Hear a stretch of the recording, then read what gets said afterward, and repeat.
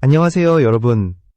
오늘 영상에서는 최근 야구 팬들 사이에서 가장 큰 논란이 되고 있는 불꽃야구와 최강야구의 법적 분쟁을 둘러싼 진실을 차분하지만 날카롭게 정리해드리려고 합니다. 언론에서는 이미 결론이 난 것처럼 이야기하지만 실제 판결의 핵심은 전혀 다른 방향을 가리키고 있습니다. 지금부터 불꽃야구는 정말 끝난 것인지, 아니면 시즌2가 가능한 이유가 무엇인지 하나씩 짚어보겠습니다. 이 이슈가 특별한 이유는 단순한 방송 분쟁이 아니라 제작자와 방송사, 그리고 하나의 포맷을 둘러싼 권리 해석이 정면으로 충돌했기 때문입니다. 야구 예능이라는 장르 안에서 최강야구와 불꽃야구는 분명히 연결된 역사와 맥락을 가지고 있고, 바로 그 지점이 법원의 판단에서 중요한 변수로 작용했습니다. 하지만 많은 분들이 오해하고 있는 것과 달리 이번 판결이 불꽃야구 자체를 전면 금지하거나 불법 프로그램으로 규정한 것은 아닙니다. 이 사건의 중심에는 법을 읽어주는 남자, 법남 김정철 변호사가 있습니다. 그는 단순한 해설자가 아니라 실제로 불꽃야구 측 소송을 대리하고 있는 변호인 중 한 명으로서 누구보다 판결의 내부 논리를 정확히 알고 있는 인물입니다. 그가 직접 설명한 내용을 따라가 보면 지금 언론 기사에서 강조되는 자극적인 문구들과 실제 법원의 판단 사이에는 상당한 간극이 존재합니다. 먼저 가장 널리 퍼진 오해부터 정리해야 합니다. 많은 사람들은 JTBC가 가처분 신청해서 승소했고 그 결과 불꽃야구는 더 이상 제작될 수 없다고 생각하고 있습니다. 그러나 판결 내용을 정확히 들여다보면 가처분은 일부만 인용되었고 그것도 특정 주체에 한정된 결정이었습니다. 이번 가처분 신청은 JTBC 측이 스튜디오 시원과 장시원 PD를 상대로 동시에 제기한 것이었습니다. 하지만 법원은 이 두 대상에 대해 동일한 판단을 내리지 않았습니다. 장시원 PD 개인에 대해서는 가처분이 전혀 인정되지 않았고 스튜디오 시원이라는 법인에 대해서만 일부 제한이 적용되었습니다. 여기서 중요한 포인트는 이 가처분 결정에 간접강제가 붙지 않았다는 사실입니다. 간접강제란 가처분을 어겼을 때 하루 단위로 막대한 금액의 제재가 부과되는 장치인데 이번 결정에는 그 조항이 포함되지 않았습니다.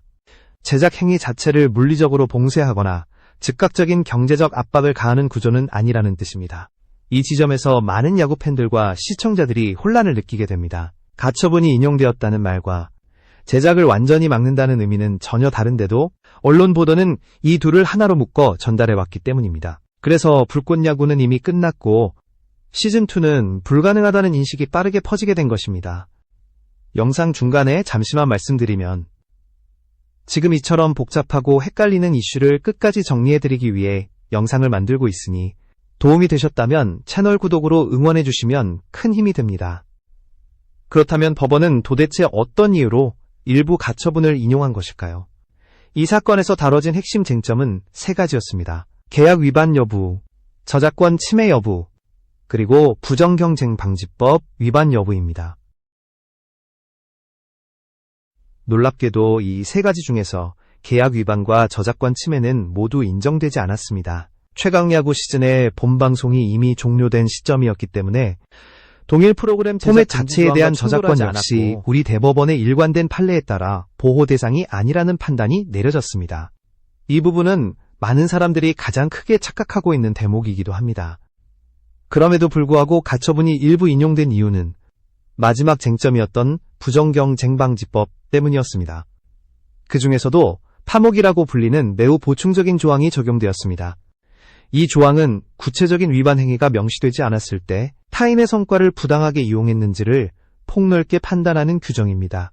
법원은 불꽃야구가 최강야구의 포맷을 그대로 베꼈다고 보지는 않았지만 서사가 연결되어 보이는 지점이 존재한다고 판단했습니다. 최강야구 시즌3 이후 시즌4 제작이 무산되고 그 직후 장시원 PD가 불꽃야구를 제작했다는 시간적 흐름이 문제로 작용한 것입니다. 이로 인해 완전히 새로운 이야기라기보다는 기존 성과를 이어받은 것처럼 보일 여지가 있다는 판단이 내려졌습니다. 하지만 이것이 곧 불꽃야구의 불법성이나 제작 금지를 의미하는 것은 아닙니다. 오히려 법리적으로 보면 이 판단은 향후 항고심이나 상급심에서 충분히 다퉈질 수 있는 여지가 큰 부분입니다. 실제로 부정경쟁방지법 파목이 끝까지 확정된 사례는 극히 드물다는 점도 간과할 수 없습니다. 결국 지금 단계에서 분명한 사실은 하나입니다. 이번 가처분 결정은 불꽃야구를 완전히 막는 판결이 아니며 불꽃야구 시즌2의 가능성을 원천적으로 차단한 결정도 아니라는 점입니다. 오히려 이 판결을 정확히 이해할수록 왜 불꽃야구 2가 계속 논의되고 있는지 그 이유가 보이기 시작합니다. 이제 다음 부분에서는 법원이 왜 계약 위반과 저작권 침해를 명확히 부정했는지, 그리고 그 판단이 가지는 의미를 더 깊이 파고들어 보겠습니다.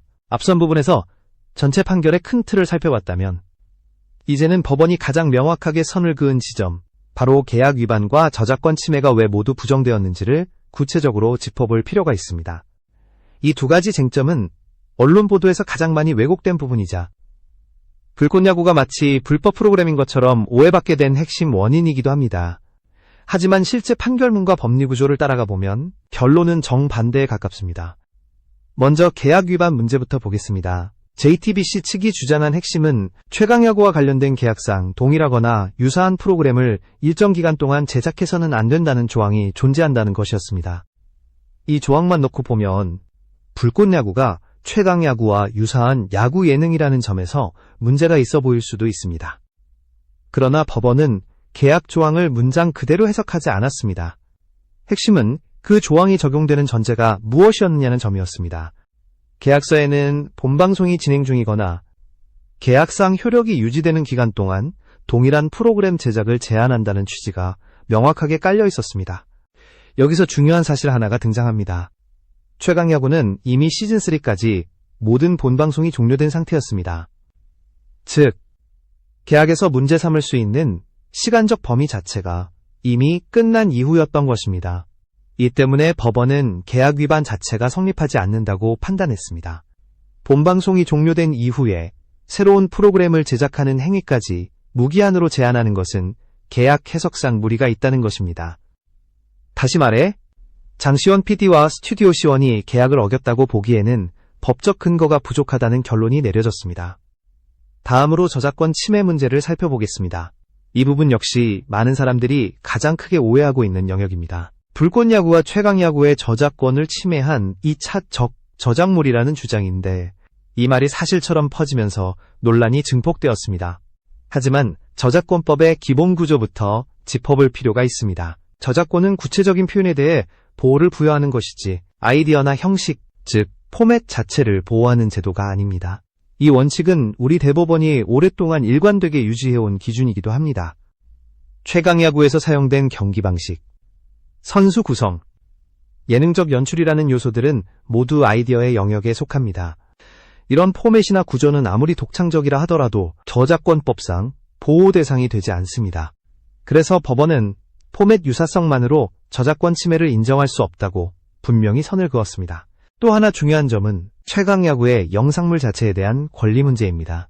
해당 저작물은 이미 제작되어 방송되었고 계약에 따라 사용과 소진이 완료된 상태였습니다.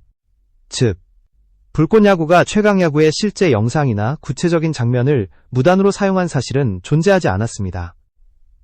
이 때문에 법원은 저작권 침해 주장 역시 받아들이지 않았습니다. 불꽃야구가 최강야구의 내용을 그대로 베껴서 방송했다거나 기존 저작물을 변형해 재사용했다고 볼 수 있는 근거가 없다는 판단이 내려진 것입니다.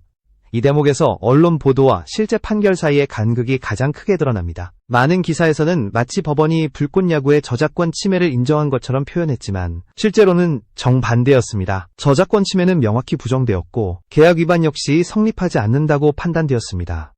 그럼에도 불구하고 가처분이 일부 인용되었다는 사실만 강조되면서 전체 맥락이 심각하게 왜곡된 것입니다. 여기까지 정리하면 한 가지 분명한 결론에 도달하게 됩니다.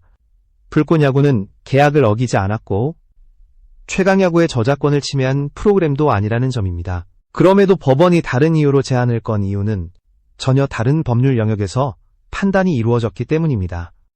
이제 다음 부분에서는 왜 법원이 계약과 저작권이 아닌 부정경쟁방지법이라는 예외적 규정을 꺼내들었는지, 그리고 그 판단이 어떤 의미를 가지는지를 본격적으로 분석해 보겠습니다. 앞선 내용에서 계약 위반과 저작권 침해가 모두 부정되었다는 사실을 확인했다면 이제 자연스럽게 이런 질문이 떠오르게 됩니다. 그렇다면 법원은 왜 굳이 가처분을 일부 인용했을까?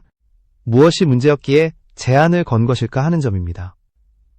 이 질문의 답은 일반적인 방송 분쟁에서 잘 등장하지 않는 법률, 바로 부정경쟁방지법에 있습니다. 부정경쟁방지법은 본래 산업 영역에서의 불공정 행위를 규제하기 위해 만들어진 법입니다. 영업비밀 침해나 타인의 상표를 모방하는 행위처럼 명확하게 유형화된 위반 사례들이 주로 다뤄집니다.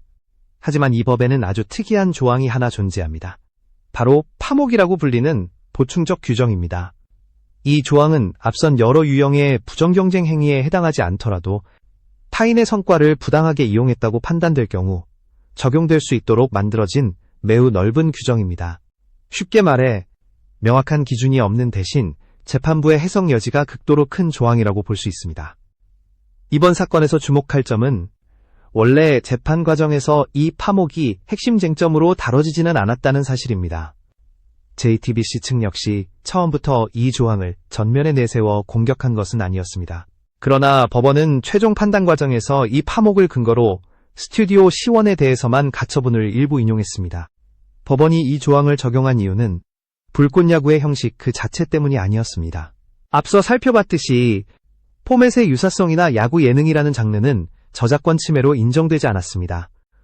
문제가 된 것은 서사적 연속성, 즉 이야기의 흐름이 이어져 보인다는 점이었습니다. 최강야구 시즌3까지 진행된 이후 시즌4 제작이 무산되었고 그 직후 장시원 PD가 중심이 되어 불꽃야구가 제작되었습니다. 선수 구성에서도 일부 기존 인물이 다시 등장했고 시청자 입장에서는 자연스럽게 전작의 연장선처럼 인식될 수 있는 요소들이 존재했습니다. 법원은 바로 이 지점을 문제 삼았습니다. 중요한 점은 법원이 이것을 불법이라고 단정하지 않았다는 사실입니다. 판결의 표현을 보면 불꽃야구가 타인의 성과를 명백히 침해했다고 단정하지 않고 그렇게 인식될 여지가 있다는 수준에서 판단이 이루어졌습니다. 이것이 바로 파목조항의 특징이기도 합니다. 그래서 가처분의 범위 역시 매우 제한적으로 설정되었습니다. 스튜디오 C1이라는 법인에 대해서만 일부 제한이 인정되었고 장시원 PD 개인에게는 아무런 제한도 내려지지 않았습니다. 만약 법원이 이 사안을 중대한 불법 행위로 보았다면 이런 식의 선택적 판단은 나오기 어려웠을 것입니다. 또 하나 중요한 요소는 이 가처분 결정에 간접강제가 포함되지 않았다는 점입니다. 간접강제가 없다는 것은 해당 행위를 했을 때 즉각적인 금전제재나 강제력이 뒤따르지 않는다는 의미입니다. 이는 법원 스스로도 이 사안을 절대적인 금지 대상으로 보지 않았다는 신호로 해석할 수 있습니다. 결국 이 판단은 불꽃야구의 제작을 당장 중단시키기 위한 결정이라기보다는 향후 본안소송에서 다툼의 여지를 남겨두기 위한 임시적 조치에 가깝습니다. 부정경쟁방지법 파목이 적용된 사례 중에서도 최종 판결까지 그대로 유지되는 경우는 극히 드뭅니다. 이 점에서 이번 결정은 시작이 아니라 오히려 본격적인 법적 공방의 출발점이라고 볼 수 있습니다. 정리해보면 법원은 불꽃야구의 존재 자체를 부정하지 않았습니다. 다만 전작과의 연결성이 시청자에게 어떻게 인식될 수 있는지를 문제 삼았을 뿐입니다. 이 미묘한 차이를 이해하지 못하면 이번 판결을 완전히 잘못 해석하게 됩니다. 다음 부분에서는 이러한 제한적인 가처분 결정에도 불구하고 왜 불꽃야구 시즌2가 여전히 가능한지 법적 구조와 현실적인 제작 환경을 중심으로 분석해 보겠습니다. 지금까지의 내용을 종합하면 가처분 결정이 내려졌다는 사실 하나만으로 불꽃야구의 미래를 단정할 수 없다는 점이 분명해집니다. 이제 많은 사람들이 가장 궁금해하는 질문으로 들어가야 합니다. 이런 상황에서도 왜 불꽃야구 시즌2 제작이 가능하다고 말하는 것일까요? 핵심은 이번 가처분의 법적 성격에 있습니다. 가처분은 본안 판결이 나오기 전까지 잠정적으로 권리관계를 정리하기 위한 임시조치입니다. 즉, 이것은 최종 판단이 아니라 분쟁이 진행되는 동안에 최소한의 질서를 유지하기 위한 장치에 불과합니다. 이번 사건에서 내려진 가처분은 범위가 극히 제한적입니다. 첫째로, 적용 대상이 스튜디오 C1이라는 법인에 한정되어 있습니다. 둘째로, 제작 행위 전반을 금지하는 것이 아니라 특정한 법적 쟁점과 연결된 부분만을 문제 삼고 있습니다. 특히 간과해서는 안 될 점은 가처분 결정에 간접강제가 없다는 사실입니다. 간접강제가 없다는 것은 가처분을 위반했을 때 자동으로 막대한 금액의 제재가 부과되지 않는다는 의미입니다. 이는 법원이 이 사안을 긴급하고 치명적인 위법 상태로 보지 않았다는 강력한 신호이기도 합니다. 만약 법원이 불꽃야구의 제작 자체를 심각한 불법으로 판단했다면 상황은 전혀 달라졌을 것입니다. 장시원 PD 개인에게도 동일한 제안을 가했을 것이고 간접 강제를 통해 실질적인 제작 중단 효과를 노렸을 가능성이 큽니다. 그러나 실제 결정은 그와 정반대의 형태를 띠고 있습니다. 이 때문에 법률적으로 보면 불꽃야구 시즌2의 제작 가능성은 여전히 열려 있습니다. 제작 주체, 제작 방식, 서사 구조를 어떻게 정리하느냐에 따라 법적 리스크를 충분히 관리하면서 새로운 시즌을 준비할 수 있는 여지가 존재합니다. 가처분이 곧 제작 금지라는 단순한 공식은 이 사건에 적용되지 않습니다. 또 하나 중요한 변수는 본안 소송입니다. 가처분은 어디까지나 임시 판단이기 때문에 본안 소송에서 전혀 다른 결론이 나올 가능성도 충분합니다. 특히 부정경쟁방지법 파목은 해석의 폭이 넓은 만큼 항고심이나 상급심에서 뒤집히는 사례가 적지 않습니다. 실제로 이 조항은 최종 판결까지 유지되는 경우가 매우 드뭅니다. 법원이 신중하게 임시 제동을 걸어두었다가 본안에서 보다 엄격한 기준으로 다시 판단하는 경우가 대부분입니다. 이 점에서 이번 가처분은 불꽃야구의 종말이 아니라 법적 정비를 요구하는 신호에 가깝습니다. 현실적인 제작 환경 역시 중요한 요소입니다. 프로그램 제작은 단일 법인이나 한 사람에 의해 움직이지 않습니다. 기획, 투자, 연출, 출연자 구성 등 다양한 요소가 분리되어 있는 만큼 법적 구조를 재정비하면 새로운 형태의 제작도 충분히 가능합니다. 이 때문에 업계 내부에서는 이미 불꽃야구 시즌2를 전제로 한 다양한 시나리오가 거론되고 있습니다. 서사를 완전히 새롭게 구성하거나 전작과의 연결성을 명확히 차단하는 방식으로 법적 위험을 줄이는 전략도 검토되고 있습니다. 이는 법원의 판단 취지와도 충돌하지 않는 방향입니다. 결국 이번 가처분 결정이 던지는 메시지는 단순합니다. 하지 말라는 것이 아니라 어떻게 하느냐를 다시 고민하라는 것입니다. 이 차이를 이해하는 순간 불꽃야구 시즌2가 왜 계속해서 언급되고 있는지 그 이유가 분명해집니다. 다음 부분에서는 이러한 법적 구조 변화 속에서 최강야구의 폐지 수순이 어떤 영향을 미치는지, 그리고 이 변수가 전체 분쟁 구도에 어떤 결정적인 변화를 가져오는지를 살펴보겠습니다. 불꽃야구 시즌2의 가능성을 이야기할 때 절대로 빼놓을 수 없는 변수가 하나 있습니다. 바로 최강야구의 폐지 수순입니다.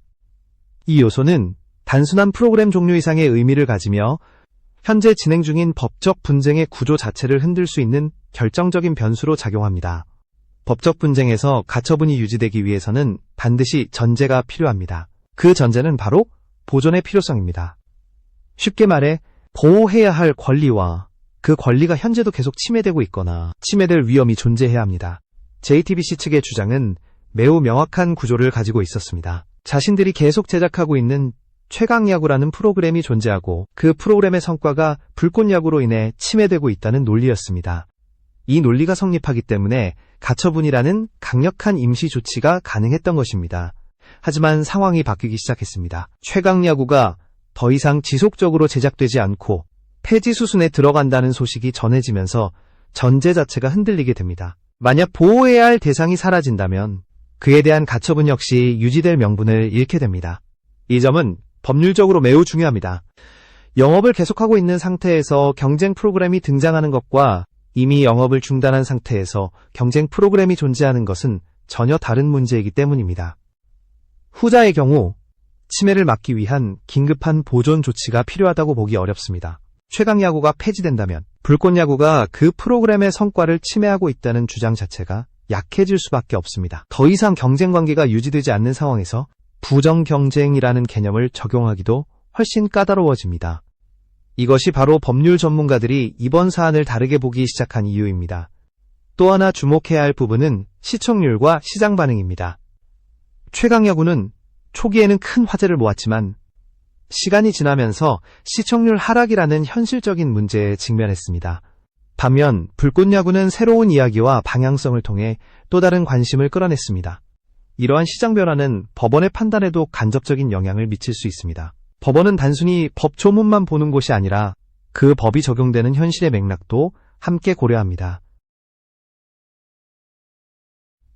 이미 종영된 프로그램의 성과를 보호하기 위해 새로운 프로그램의 제작을 제한하는 것이 과연 합리적인지에 대한 질문이 이 때문에 최강야구의 폐지 수순은 불꽃야구에게 불리한 요소가 아니라 오히려 유리하게 작용할 가능성이 큽니다.